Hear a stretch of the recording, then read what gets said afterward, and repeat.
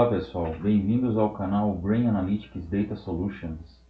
No dia de hoje nós vamos comentar nesse videoblog, sobre o meu post sobre técnica de classificação utilizando o algoritmo KNN, que é K-Nearest Neighborhood. Então fica com vocês agora o endereço do meu blog, que é o brainanalytics.wordpress.com. Nele vocês vão encontrar essa parte do post, ou seja, aqui tem uma parte teórica e mais à frente vocês vão encontrar também a parte de codificação, tá? Explicada. Além disso, na parte de baixo, na última parte do blog, vocês vão encontrar um link um botão para o meu YouTube channel. Inclusive lá vocês vão ter acesso a outros vídeos, não só desse meu blog atual do post.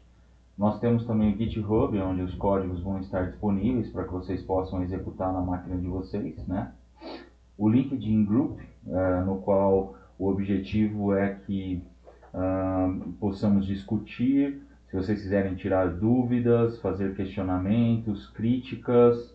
A gente pode, inclusive, eu posso dar algum tipo de mentoria também no quesito de como entrar na área de Data Science, o que é preciso ter para você ser um Data Science, e a gente pode conversar através desse canal de comunicação que é o meu LinkedIn Group. E finalmente a gente tem o último botão, que é o Web Page, no qual vocês vão ter acesso à minha web page, que seria essa daqui, no qual existe o link de services. Nesse link de services são os tipos de trabalho que eu faço, de Business Intelligence e Machine Learning e Deep Learning Projects, e as tecnologias que eu trabalho estão descritas aqui. Então, caso vocês conheçam alguém que necessite, ou alguma empresa que necessite de projetos de Machine Learning, então segue a dica da minha página. Essa daqui é a minha GitHub, o espaço onde vocês podem pegar os códigos que estão nos meus posts dos blogs. E eu tenho o canal do YouTube, no qual vocês também vão poder estar visualizando, tá? Bom, basicamente é isso. E agora vamos dar então seguimento com o meu blog. Bom pessoal, então estamos aqui com a técnica de classificação utilizando o algoritmo de KNN, deixando claro que não existe apenas uma técnica de classificação. Em Machine Learning nós temos diversos tipos de técnicas de classificação. Então, por exemplo, nós temos, se vocês visitarem o meu site, então quais são os modelos de classificações existentes? O Logistic Regression, apesar do nome ter regression no nome, mas é um algoritmo de classificação. KNN, que é o algoritmo que eu vou apresentar hoje. SVM, que é Support Vector Machines. Kernel SVM. Naive Bayes. Decision Tree, e o Random Forest. Esses são os principais, claro que temos outros também, deixando claro que não é só isso que você tem que ver na hora de você projetar um sistema de Machine Learning.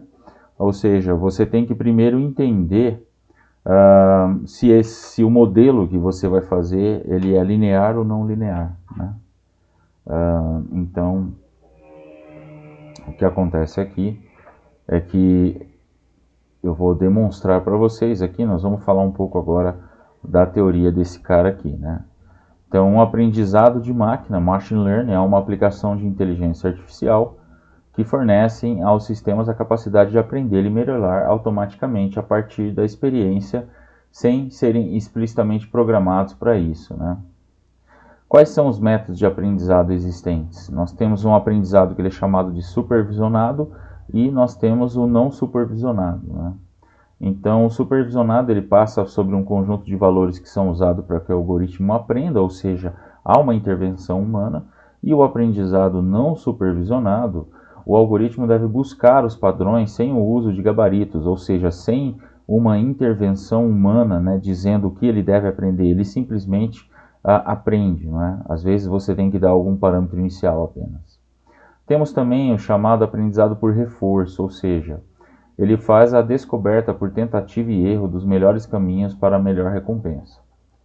Né? Dentro desses modelos de aprendizado, temos algumas grandes áreas de técnica de machine learning, como regressão, não é? Que é a predição de uma quantidade numérica contínua. Em outros vídeos do meu blog vocês vão poder estudar regressão. A classificação, que é o assunto de hoje, no blog de hoje, que é a identificação se um objeto pertence a uma determinada classe. Aqui o objeto pode ser qualquer coisa concreta ou abstrata.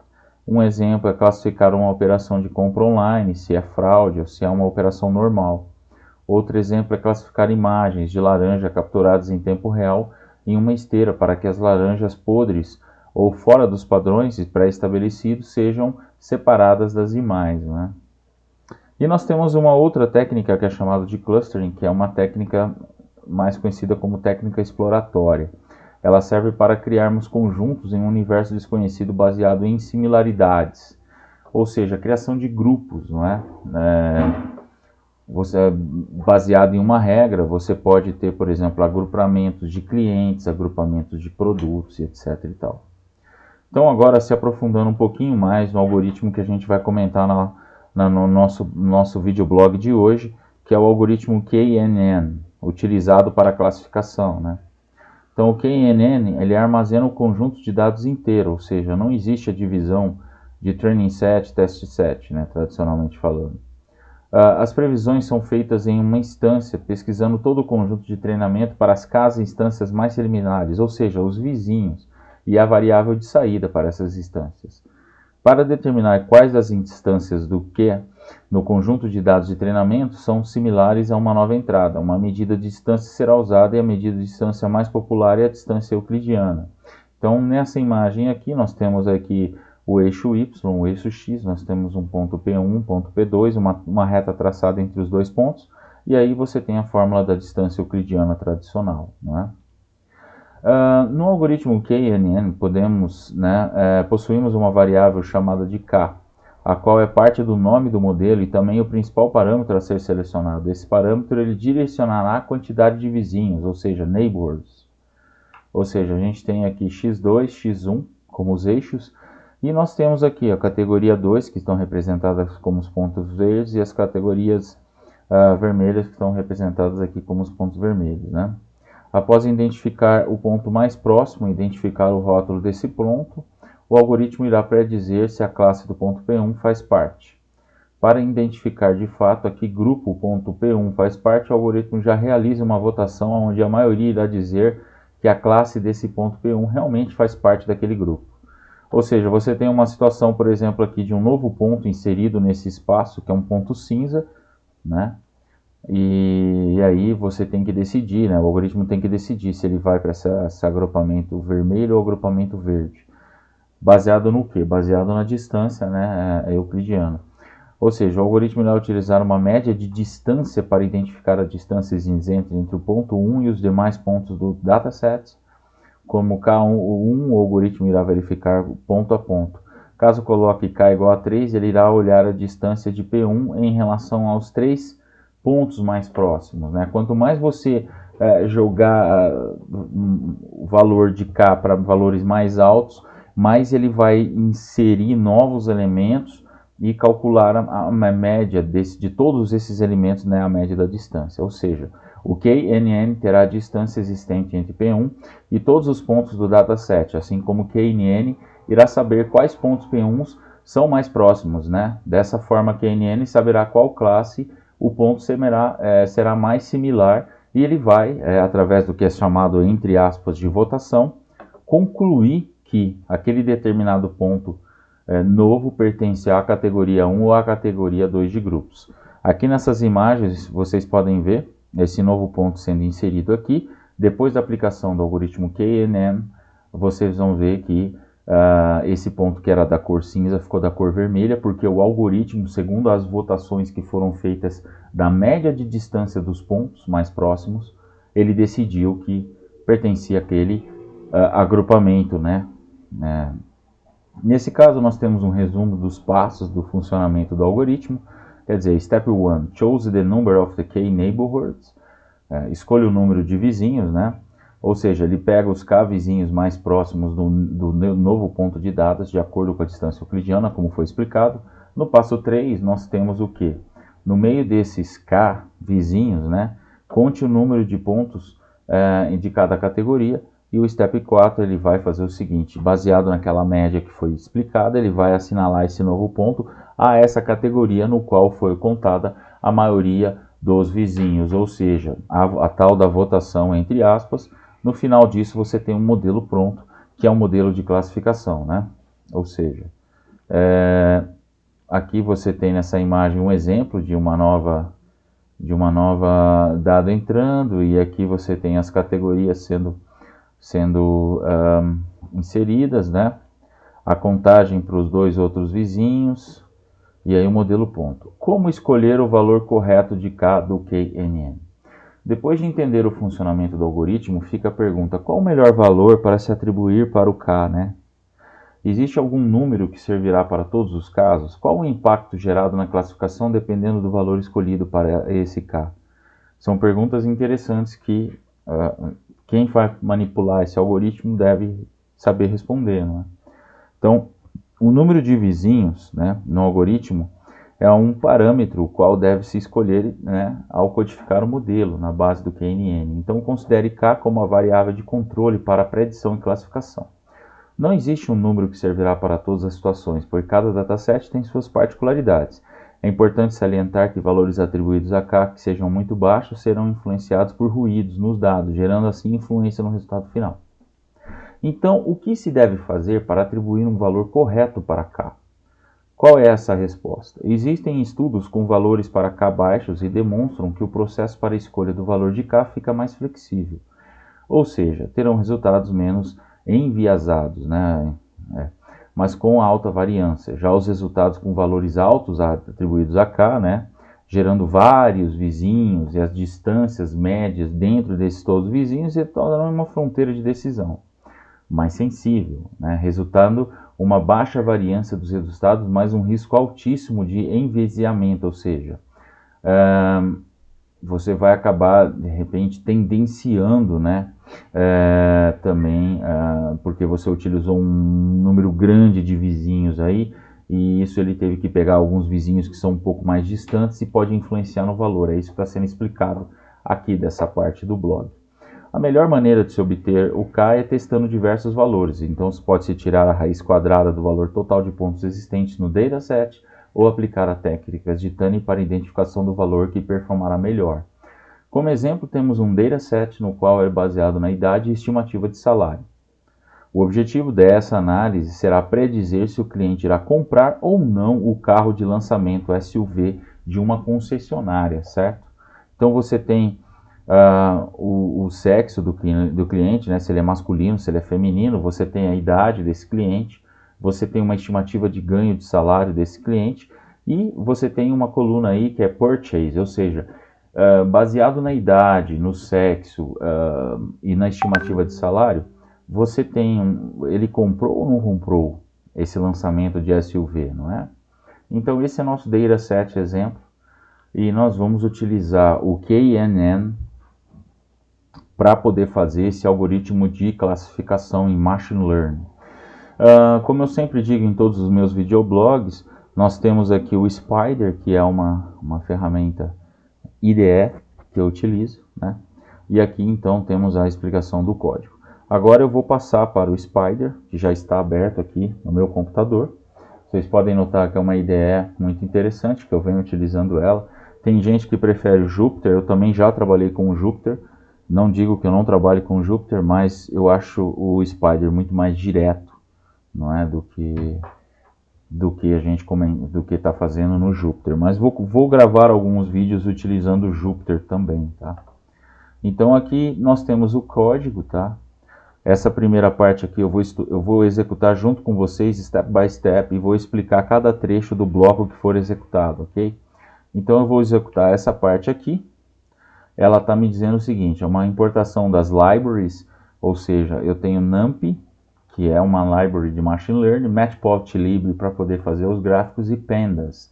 O Pandas, na verdade, é para você manipular datasets, né?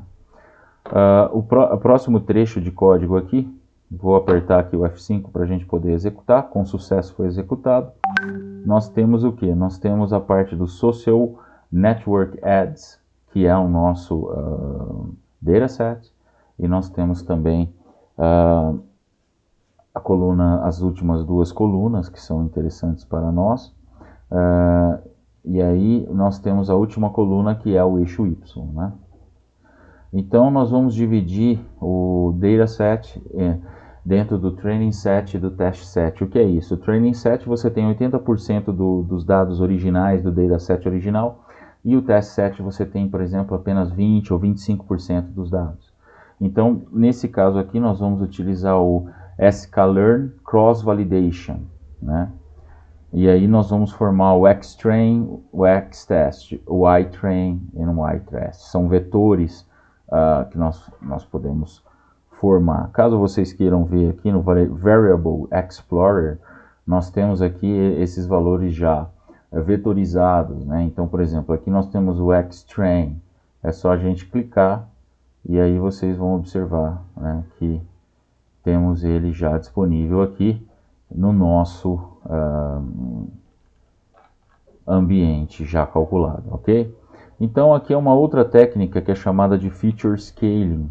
Essa técnica é importante porque se vocês pegarem lá no meu blog, vocês vão reparar, por exemplo, que o nosso dataset ele tem variáveis, né, como salário estimado de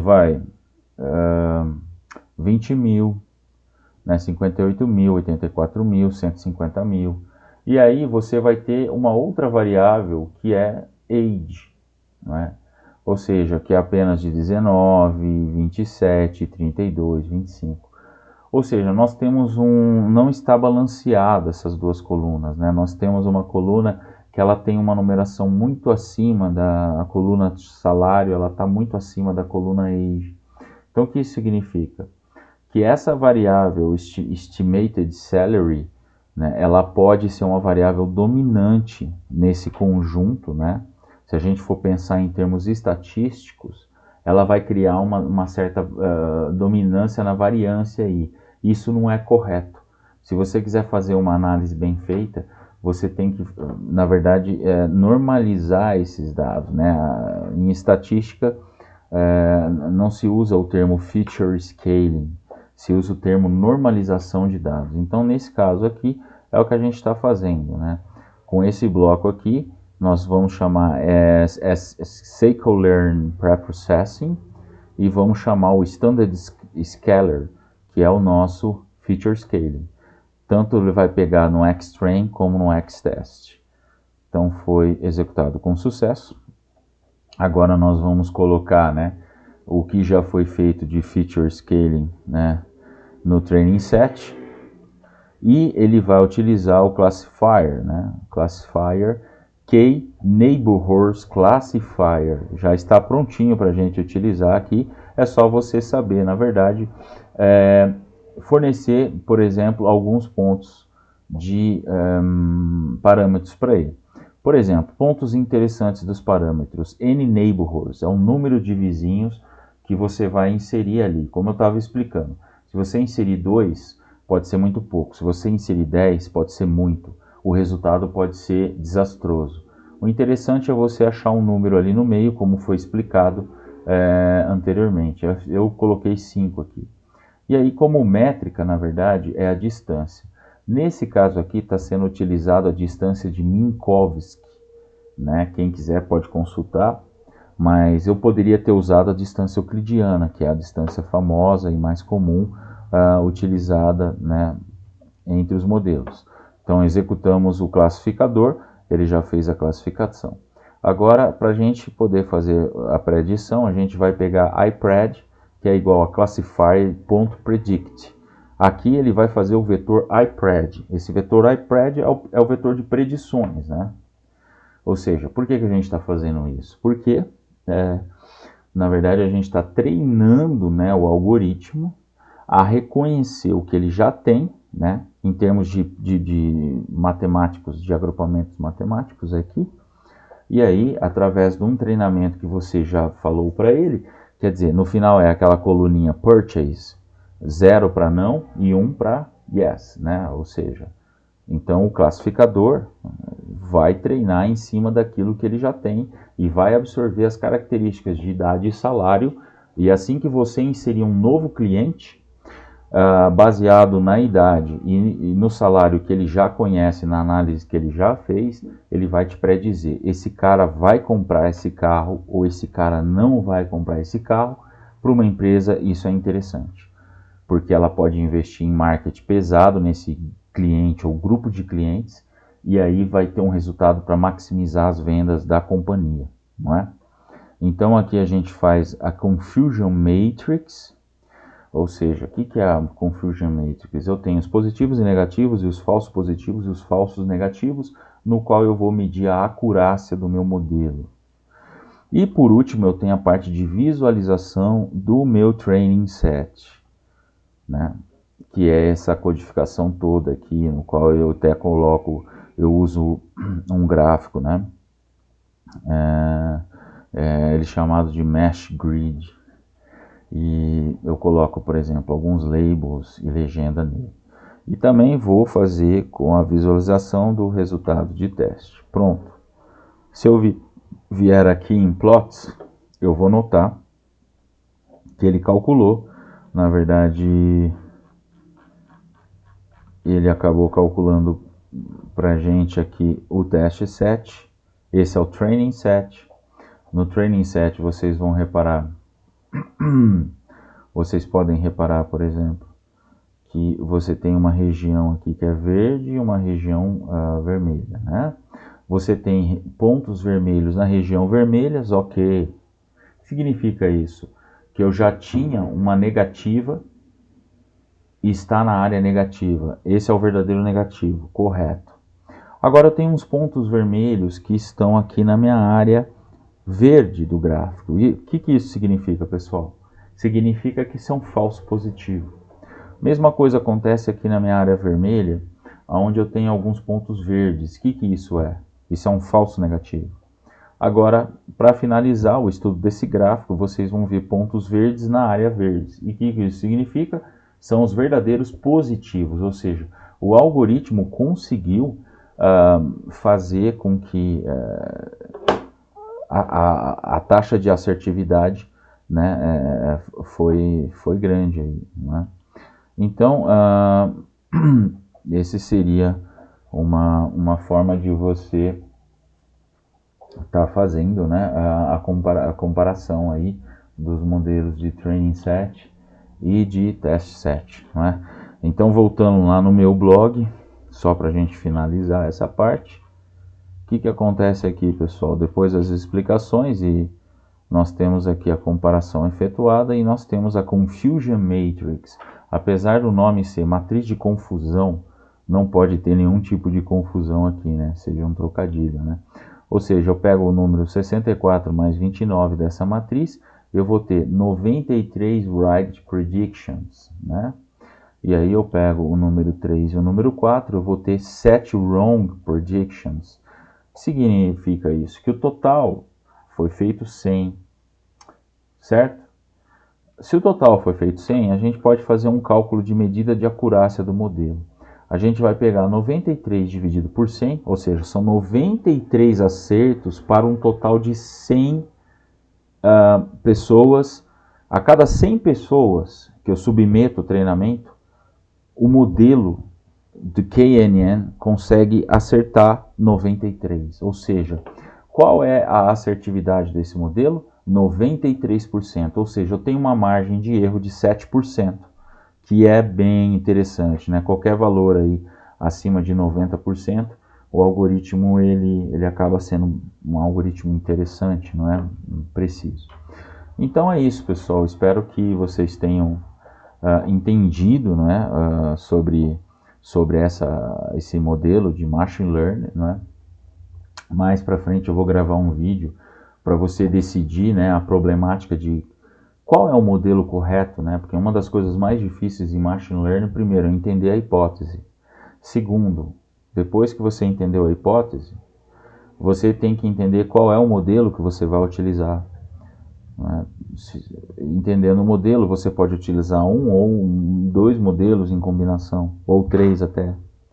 Mas caso você utilize o modelo errado, você errou totalmente o que você está fazendo e não há nada que te faça, por exemplo, a não ser a seu conhecimento, né, te dizer que você estava certo ou errado. Então isso daqui depende muito do conhecimento do Data Scientist. Não é uma coisa segura que a ferramenta vai fazer para você, que você está seguro, né? Ah, é só eu seguir essa técnica que vai dar tudo certo. Não, não é nada disso. Você tem que conhecer o que você está fazendo. Senão você está andando em círculos e está perdendo o seu tempo e perdendo o tempo da empresa também. Então tem que tomar muito cuidado, saber o que está fazendo, entender os modelos, para que é usado cada um, entender, né, se são sistemas lineares ou não.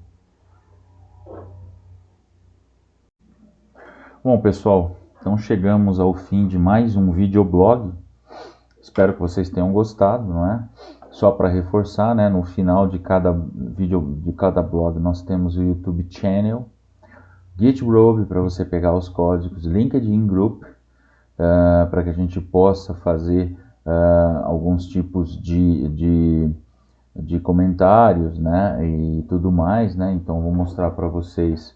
Aqui seria o grupo, né, no qual eu posto os vídeos, a gente pode fazer comentários, né, e trocar informações, inclusive profissionais, e a minha webpage, que está aqui disponíveis, né, as informações de contato, caso vocês conheçam alguém que precisem de projetos na área de inteligência artificial. Então é isso, ficamos por aqui no nosso videoblog de hoje e espero encontrar vocês no próximo videoblog. Então até o próximo vídeo, pessoal, até mais.